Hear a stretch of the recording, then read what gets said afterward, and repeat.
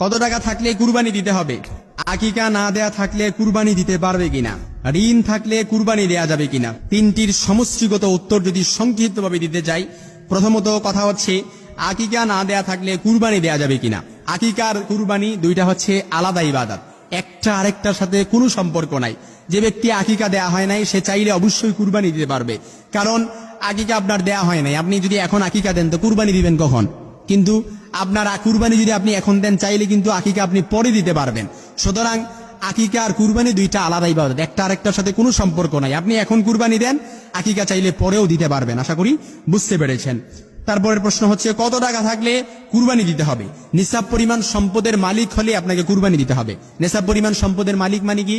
ওই যে যত টাকা হলে জাকাত দিতে হয় ঠিক তদ্রুপ যত টাকা, ওইটা হচ্ছে নিসাব পরিমাণ সম্পদ। বর্তমান নিসাব পরিমাণ সম্পদ আমরা যেটা জানি কি 7.5 ভরি স্বর্ণ বা 52.5 তোলা রূপা, ওইটা হচ্ছে নিসাব পরিমাণ সম্পদ। এই নিসাব পরিমাণ সম্পদের বর্তমান বাজার মূল্য আপনি এখনই গুগলে সার্চ করে আপনি চাইলে লিখতে পারেন, হয়তো চলে আসবে। বর্তমান বাজার মূল্য হয়তো স্বর্ণের দাম যেহেতু বেশি, আপনি রূপার দাম যেহেতু কম, 52.5 তোলা রূপার দাম আপনি লিখলে হয়তো পেয়ে যাবেন।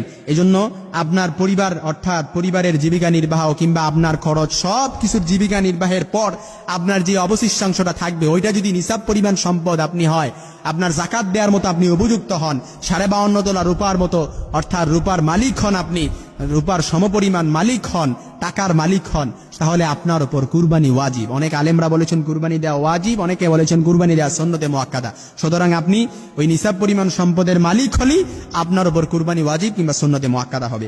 আশা করি বুঝতে পেরেছেন। এছাড়া কুরবানি আবশ্যক হওয়ার জন্য আরো কিছু শর্ত রয়েছে। অবশ্যই আপনাকে প্রাপ্তবয়স্ক হতে হবে, এমনকি আপনি সুস্থ জ্ঞান সম্পন্ন হতে হবে। পাগল অচেতন এগুলোর উপর তো কুরবানি ওয়াজিব নয়। এমনকি আপনাকে অবশ্যই মুসলিম হতে হবে, এছাড়া অমুসলিম কারোর উপর তো কুরবানি ওয়াজিব নয়। আশা করি বুঝতে পেরেছেন। তারপরে গুরুত্বপূর্ণ আরেকটি প্রশ্ন হচ্ছে ঋণ থাকলে কুরবানি দেওয়া যাবে কিনা। এটা অনেকেরই প্রশ্ন, ঋণ থাকলে কুরবানি দেওয়া যাবে কিনা। প্রিয় ভাই আমার, খুব সুন্দর করে ভালোভাবে সংক্ষিপ্ত করে বোঝেন। ঋণ থাকলে কুরবানি দেওয়া যাবে কিনা। আপনার এমন ঋণ যেই ঋণটা আপনার মনে হচ্ছে যে আপনার যেই চাকরি করেন আপনি, এই চাকরির আপনার জীবিকা নির্বাহের পর আপনার খরচ সবকিছুর পর আপনার যেই চাকরির অবশিষ্টাংশ টাকা দিয়ে আপনার ঋণটা পরিশোধ করা যায়, এমন যদি হয় যে পরবর্তীতে আপনি ঋণ পরিশোধ করার মতো আপনার সামর্থ্য আছে, এমন যদি হয় তাহলে আপনি ঋণ করেও কুরবানি দিতে পারবেন, কোনো সমস্যা নাই। আর যদি আপনার সামর্থ্য না থাকে, ঋণ পরিশোধ করার মতো পরবর্তীতে সামর্থ্য না থাকে, এবিলিটি না থাকে, কোনো সোর্স না থাকে, ঋণ করে কুরবানি না দেয়াই উচিত।